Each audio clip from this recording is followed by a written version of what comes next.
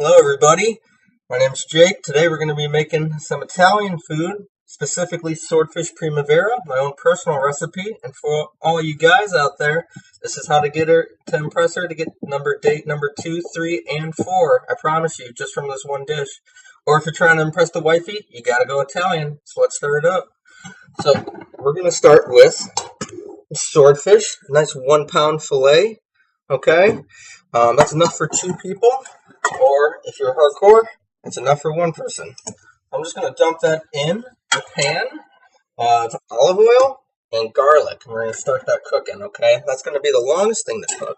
In the meantime, we got some boiling water for the fettuccine, which is what I'm using today for the pasta.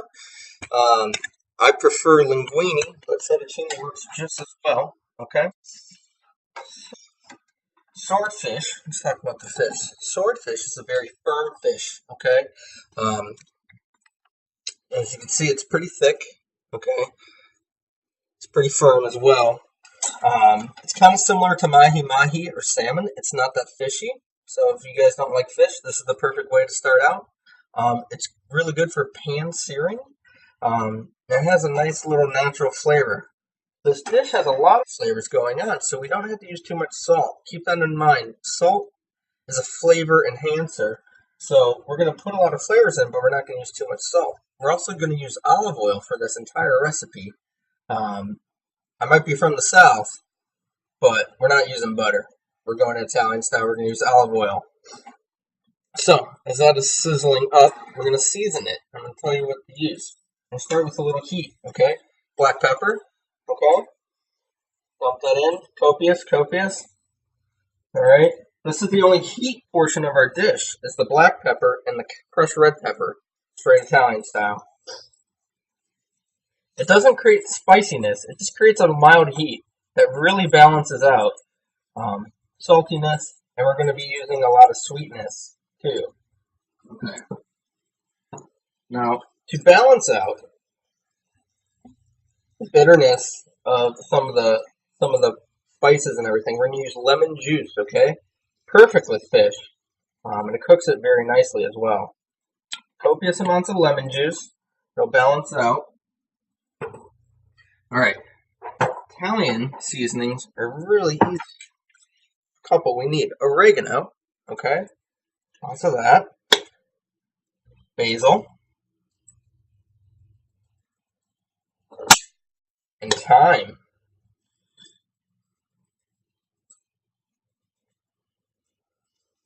If some falls off the fish, that's fine. You're just going to flip it, and it's going to go right back in the pan. And we're going to use the drippings of this for our sauce. Now, the sauce is going to consist of a couple ingredients. I'm using olives, spinach, and tomatoes, okay? I'm going to cook those at the end, because they cook very quickly. But you can use anything you want. I suggest spinach and olives. That's what makes it, spinach and tomatoes, that's what makes it primavera. But you don't have to use olives if you're not an olives person. You could use mushrooms, you could use green peppers, you could use onions, okay? But instead of cutting up and making the it very oniony with the raw onion, I'm going to use onion powder, which gives it that nice onion flavor, but not screaming onion in your face, okay?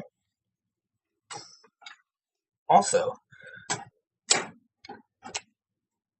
when you cook, make sure you keep it at about medium to high heat, because it's going to take a while to cook this fish. I'm going to let that go for a little bit. Alright. I also want you to use balsamic vinegar. This is some pretty crappy balsamic vinegar, but it gives it a nice acidity and sweetness, and it balances it out, okay? It balances out that lemon juice, okay? It's perfect. It goes with the sauce. It's going to help be the base for the sauce. I'll kind of show you how that's going. Okay? Now, this is a pretty crappy one, but if you want to go legit, you want to get the 12-year aged balsamic vinegar de Modena. It's 12 years aged, and it's very syrupy in consistency. Alright, we'll be back. I'll show you how to cook the pasta and show you how to make the sauce as well. Alright, back again. Okay, the fish is going smoothly. Let me show you a picture. You can hear it. Woo! Yeah. This is the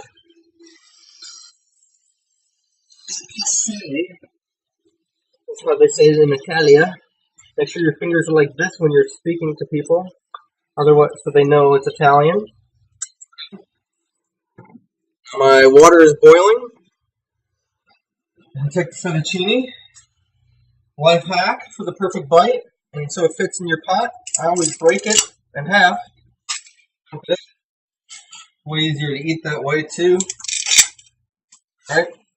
Now, whatever it says on the package, go 1 minute less because we want this al dente. And though it might say that, we're going to be mixing the pasta with some hot sauces later on. And when we do that, it's going to cook the pasta somewhat. And we don't want it to get... Yeah. Now the sauce with the Primavera powder is going to be the main base, is pesto. And we're actually going to cook some of the fish right now with a little pesto. Start that process. Okay. This is some pesto that my girlfriend made earlier, but it's a really easy recipe. Okay. Pesto is only 5 things. It's olive oil, garlic, basil, Parmesan cheese, and pine nuts. You blend that together, boom, pesto. You can make it yourself. It's way cheaper than the store, unless you go to Costco. All right. So previously,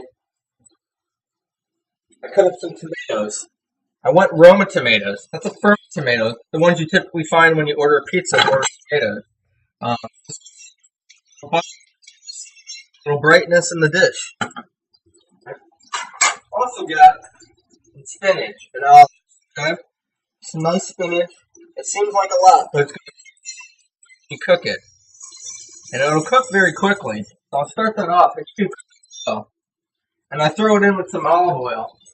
You're gonna season it the same way, okay? Same thing. Balsamic vinegar, okay? Copious amount.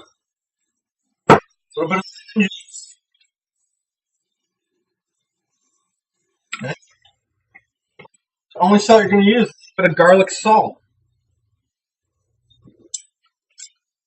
Oregano sprinkle.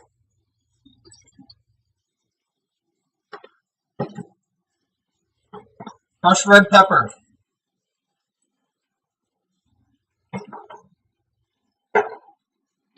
Thyme.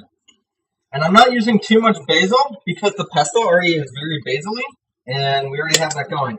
And remember, we're going to be using onion powder, okay? I'm going to use onion powder so I don't have to use like red or onions and too much onion flavor. But I just want a little bit of that onion flavor in there.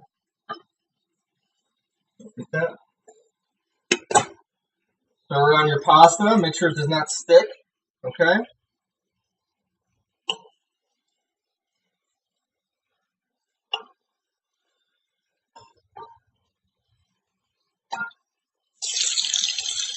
This is cooking beautifully.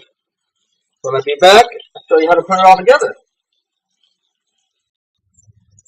Alrighty, I've cooked and drained my pasta, and to prevent it from sticking together, and to give it a little more sauce component, I put a little dash of olive oil in it, okay? Remember, we're not using salt in this dish because we want the flavors to come out, but we do want to add a little bit of Parmesan cheese. This is a very strong cheese and a very salty, naturally salty cheese. I'm going to throw about 2 tablespoons of that with the pasta. Now, I have my nice Primavera potatoes and the olives, and I've already mixed in some of the pesto as well. So I'm going to dump that in there. Now, this is the pasta. I'm also going to take a little bit of the nice fish that I've cooked. Most of that is cooked seasoning on top. It is not burnt. Okay, and I'm going to dump a little of the oil and the seasonings into the sauce as well, or the pasta. Okay. I'm going to stir that up.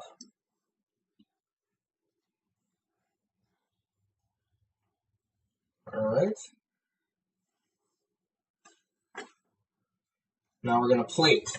Okay, dump. Try to get a little bit of the fettuccine, a little bit of all the goodies right on the plate.